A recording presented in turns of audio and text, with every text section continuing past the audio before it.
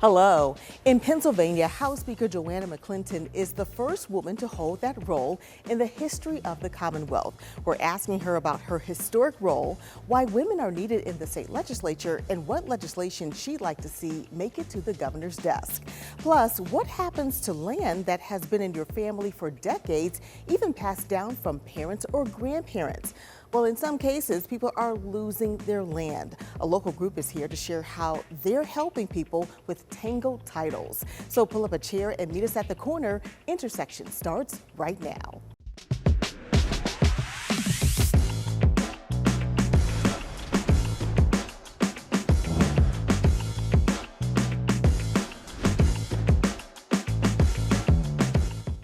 Hello, I'm Lisa Smith, Director of Community Impact at KDKA Plus and the host of Intersections. The first House Speaker on record in Pennsylvania was elected in 1683. And for 340 years, a woman had never held the seat of House Speaker in the Commonwealth until 2023. That's when Representative Joanna McClinton was elected House Speaker, making history as the first woman and only the second African American to hold that role. She's had the gavel in her hands for a year now, and she's joining us today on Intersections to talk about what is happening around the state as well as here in Pittsburgh. Welcome to Intersections. Thank you. Yeah, we're so glad that you came. So, you've been in the role for a year. Is it starting to still seek into you that you are this historic, House Speaker here in Pennsylvania? It's truly an honor. It is the best blessing I've had in professional life.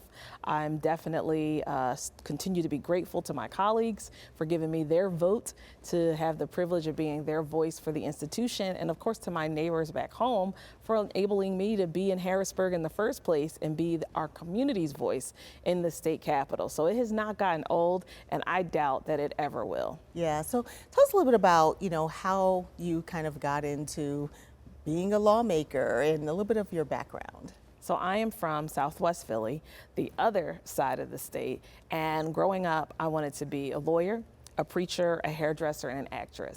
I never knew anyone who was in public office, and I never dreamed that I'd ever be in public office. I went to college at LaSalle University studying political science, then Villanova Law School, became a public defender in Philly, did that work for almost 10 years, and really left there seeking ways to change the larger criminal justice system. Got a job working for my state senator as his chief counsel. 2 years into that job, one day the senator says, "There's a vacancy in our neighborhood, you should run." And I said, "No, I shouldn't." And that began a series of conversations in a short period of time that led me to a special election in the summer of 2015. And I'm so grateful to have had his encouragement and of course my friends, family, and ultimately the community, and I'm thrilled to continue to be their voice and now represent the entire institution. Yeah, I heard you say that someone had to convince you to run for leader. Why did somebody have to convince you to run? Well, the interesting thing is when we are able to be in public office, there are 203 of us in the State House. We have, one of the largest state assemblies, and any one of us can hold every position. Speaker, leader, any of the 7 leadership positions each caucus has. And when I became our caucus chair in 2018, I would just very happy to be in the leadership circle. There had been no woman to do that job, no person of color to do that job, and I thought I'll be here and I'll grow, and one day, I'll probably retire. I did not see, the next cycle, sadly, our leader losing his reelection, and members, first in Allegheny County, calling me in Philly saying, "You should run for leader." Wow. I'm like, how am I going to get the votes? How am I going to win? We've never had a woman leader. I've only been in the legislature a few years. We give ourselves every excuse when there are real challenges in front of us, but it doesn't mean that with collaboration, we cannot meet the moment, and most importantly, not only make a mark in history, but open the door for many more women to say, "Oh, I could do that job too." Yeah, so you're in this role now, and when you picked up that gavel, did you have some goals in mind a year ago, and are those goals still active for you right now? For sure. So having served in the legislature as rank and file for the 8 years prior, the last session being our floor leader doing debate, representing our caucus, being our party's cheerleader on every big issue, there were times when it was harder than it needed to be for me to give a speech, talk about a bill, or some members of my caucus to file amendments or be heard. And so it's really important that as the first woman to have the gavel, that I restore the collegiality, the professionalism, that we don't think we're on a reality show. We might be televised as it's happening, but this is serious work. And so in order to do that, we had 29 new members in our caucus, and there were 30 members in the Republican caucus. I started bipartisan breakfasts with members who were in their first term, bringing them to my office with no agenda, having coffee, others of us drinking water and eating yogurt. Most people never ate. I always ate every Tuesday. And the goal there was just to break the ice, to lift up the windows in the Capitol proverbially and let the toxicity out. I mean, we've had so much hyper partisanship, but we really need to get to know each other as people so that while we are blessed to have these positions, we make progress for the people we serve back home. Yeah, so is it working? Because I think people would want to know, what is happening in Harrisburg? Do the two sides get along? It is working. Now, certainly, there's not even in one party every member that sees each issue the same. All of us have different backgrounds, variety of constituencies. I always use Philly as an example. We have 26 state reps in one city. None of our districts are the same. Our voters are different. We see issues in different ways through different lenses, but it is working because people are able to be heard. That was the biggest challenge we had for so many years in the minority under past speakers. We couldn't even speak. We would be gavelled down. We'd be shut down. People can speak. I remind the members, I'm going to acknowledge you, you're going to give your speech, you're going to talk about it, but we're always going to do it in a respectful way. We're not doing it in a way to make fun of anyone else's position. And most importantly, we're doing it in a way where we're serious about these roles, because to your point, this is the oldest continuous legislature in our nation's history. Benjamin Franklin was the Speaker of the House. We cannot do this job in a way that now it's funny or it's a jest just because of the way our attitudes are towards government. And we also have to function and govern. And so those have been goals I've had. We've already ran 30 Republican bills. The last session under Republican leadership, when we had 91 members, they only ran 12 in 2 years. And we did that in 1 year to show it doesn't matter which side of the aisle a good idea comes from. As long as it's a good idea, let's vote on it. And most of our bills, like over 90% of them, have been bipartisan, meaning, yes, there are 102 Democrats now in Harrisburg in the State House, but many Republicans are on those issues because they're very moderate issues, and we're making progress for working families. Well, you're not the only first woman to be leading one of the houses. There's also a first woman in the Senate, Kim Ward, who is from this part of the state. Do you guys get along?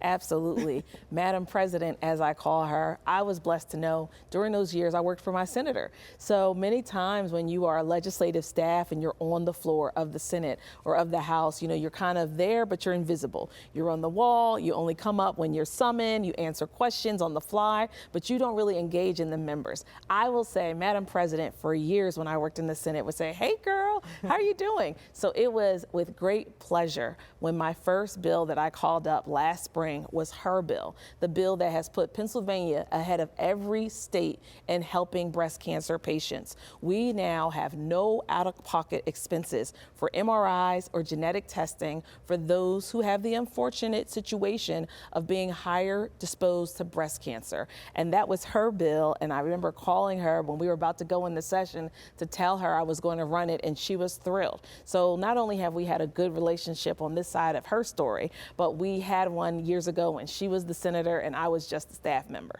Okay, well, you're going to stay with us, and we hope you will stay with us as well, because we're going to have much more with House Speaker Joanna McClinton. You're watching Intersections.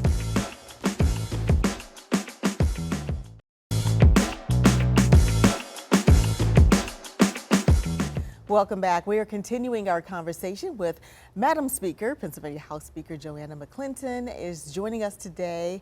And again, thanks so much for being with us today, talking about everything that's happening in the legislature. So one of the things happening right now is there is a state budget that has been proposed by the governor, and it goes through quite a bit, $48 billion. And some of the items on there include $1 billion for education, $100 million for affordable housing, $100 million for mental health resources in schools, $37.5 million for violence intervention and prevention, $11 million for capping wells. So my big question is there any chance that this proposal will pass as is? So no proposal from any governor passes as is. And that is the beauty of the process we have in the state capitol as the legislative body. We work so closely with Governor Shapiro. We share priorities, but we know proposals are framework, and that's almost the starting point. But each side, the House, the Senate, we're going to get in our appropriations committees and really figure out where's their consensus and where can we get the votes to pass this type of legislation. Yeah, so you have a couple of bills that you have pending as well. Tell me about those. So I've introduced a bill that enhances our ability to vote and make sure more people can vote, because this is an age when we want everyone to participate and people to have everything they need. And the first thing it will do is allow you, if you're eligible, to register to vote on election day, which would be tremendous. The next thing it would allow you to do is to have early voting centers in wherever you live, whichever county you might live in. There are over 24 states that have that already, where you can vote for a few weeks, including some very conservative states like Florida, Georgia, and we want to get in modern times so that people have more options. That Tuesday comes so quickly, 7 a.m. to 8 p.m. If you're a shift worker, if you've got to drop your kids to daycare, it doesn't always work out so you can participate, and we want to make sure everyone can participate. There is a little bit of pushback to that. What kind of negotiation is happening where you think that maybe that bill will be able to make it through the Senate? So the talks haven't started yet. It hasn't moved from the House yet, but I just rolled it out, and I'm so grateful to have had 50 community-based organizations from around the state that support it. These are nonpartisan groups, these are good government groups that are all about providing more access to the ballot. There's been pushback already, but we haven't started our negotiations, and I do welcome and look forward to them. Okay.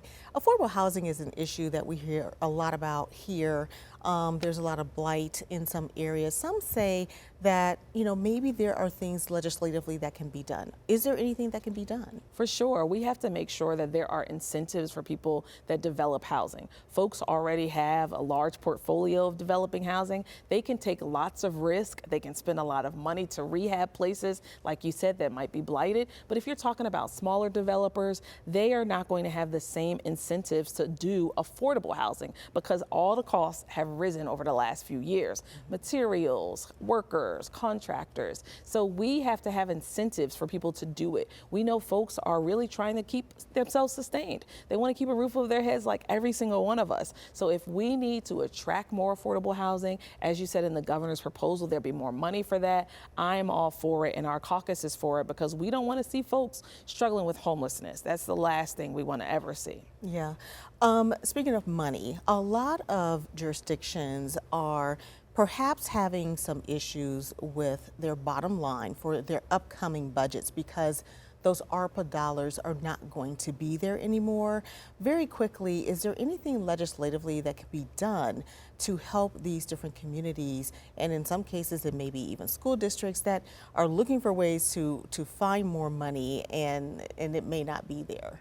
Yes, President Biden and Vice President Harris did an amazing job making sure that every sort of municipality, borough, community, township had extra money because COVID just cost us so much. Not only did we lose lives, we lost a lot of other things, and we had to rebuild and come back from it. So there are school districts all over that had the ability to hire more staff with those ARPA funds. With them drying up, I encourage them to reach out to their state representative and let them know, or let us know, how we can help in Harrisburg with this year's budget to fill in more gaps so that you don't have to let go the great coach or the art teacher or the English tutor that has been able to enhance what's happening with your students.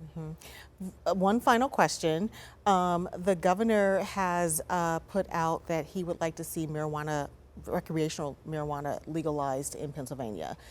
how likely do you think that it will be that that will make it through the state legislature? So I don't know that it'll make it through this year in 2024, but I do know it will happen and it should happen. We can be very responsible when we talk about how we can raise revenue, filling in budget gaps, but also making sure we can keep our communities safe. So many states have already made the step. Where I live on the Southeast, both New Jersey and Delaware, which are right across bridge or down 95, they provide this to their communities. We want to make sure we're not left behind. It's something that could be great for our farmers. Our top industry in the Commonwealth of Pennsylvania is farming. So we want to make sure that every sort of commodity, every sort of business opportunity, we're not missing out while also keeping our community safe. Madam Speaker, thank you so much for joining us, and have a great, safe trip back to Harrisburg. We'll look forward to seeing what happens next. Thank you. Thank you. All right. Well, coming up, making sure you can prove that your property is your property. Intersections. We'll be right back.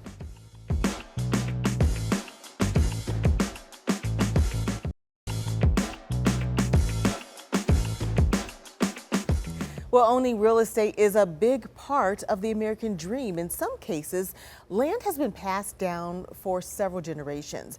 But with the passing of time, you can lose paperwork and the proof that the home or land is actually yours. That's why Catapult Greater Pittsburgh is launching a program called Clear to help people with their title issues. Tammy Thompson is the executive director of Catapult Greater Pittsburgh, and she joins us today on Intersections. Welcome to the show. Thank you so much for having me. It's a pleasure. Yeah, so first of all, let's make sure everyone knows a little bit about Catapult Greater Pittsburgh. Yeah. Tell us what you guys do. So we're a nonprofit organization hyper-focused on creating economic justice opportunities for families in Allegheny County. We are hyper-focused on Black families building generational wealth through either home ownership or entrepreneurship. We have a multitude of programs that walk people through the process of financial education, learning how to be a responsible, sustainable homeowner, as well as startup businesses who may just have an idea scribbled on a napkin, or someone who's been operating a business for years and just realizes, I need to get some good technical support around me so that I can flourish. Yeah, so one of those programs is CLEAR. Yes. And CLEAR stands for Clinic for Legal Equity and Repair. So what does this do? I love this program, and this is a program I have been wanting to offer for years. It is a resolution of tangled title. Yeah. And tangled title, and many people have no idea what tangled title is until they need their deed for something. Tangled title exists when someone is an heir to a property and has not been legally added to the deed. So that happens more commonly than people realize.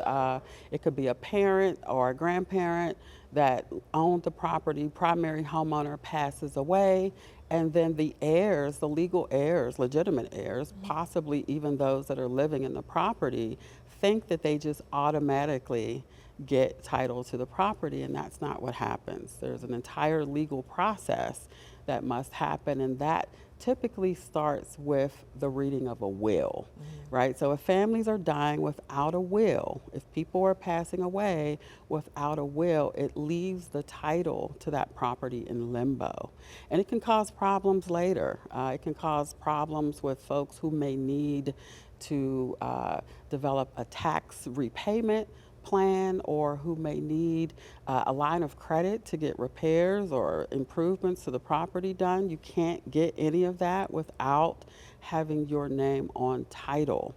And so we're losing a lot of properties in our communities. We're losing a lot of generational wealth in our communities because families are not able to transfer these assets from one generation to the next. And you were saying that this is also leading to blight in the community. Yeah. Because the houses basically get abandoned. Yeah, unfortunately. And many of these families are working really hard to try to keep their parents' or grandparents' property in the family, right? They're doing everything they can, but if a property is left without maintenance, if you have to replace a roof every 15, 20 years, and you don't have the income to do that and you're not able to get a loan to do it or even participate in a community program that would do it for free, eventually what ends up happening is families are left no other choice but to walk away from the property because they become uninhabitable. And so it's definitely contributing to more blight and vacancy and abandonment in our communities, and it's also decreasing market value for other homeowners, people who have invested in communities and still have not seen a return on their investment because increased vacancy, blight, and abandonment decreases market value overall. Yeah. So Clear set up to help people with this. So Yes. how can people contact, you guys so that you can get involved? And I'm guessing there's some legal assistance Yes, happening some with this. education. Yeah. So we're starting with education because what we're realizing is that some people are in this situation and don't even know it. They're just assuming that my parent passed away, I own this property now, and it's not true. So we're going to be doing a lot of community education, going into communities, partnering with trusted entities and organizations and providing all of the details about what makes a property be entangled title, and then offering legal support to help folks untangle this title, which can get very expensive. And so we've gotten an investment from a national lender. We're so excited that we have a $3 million investment to start the work, and it's going to include the education, the legal fees, as well as what we're calling health and safety repairs, the type of repairs that are needed to keep people in a property, a hot water tank, a furnace, a patching of a roof, something, anything that we can do to keep our families in these properties as long as we possibly can. So we're pretty much out of time, but people can go to your website to Yes. sign up. And what is that website? It is www.catapultpittsburgh.org. All right, Tammy, thank you so much for Thank being with us. you. We're going to put that on our website Thank as well. you so much. All right, we'll see you next time. Yes. All right. And I'll have my last word when we come back.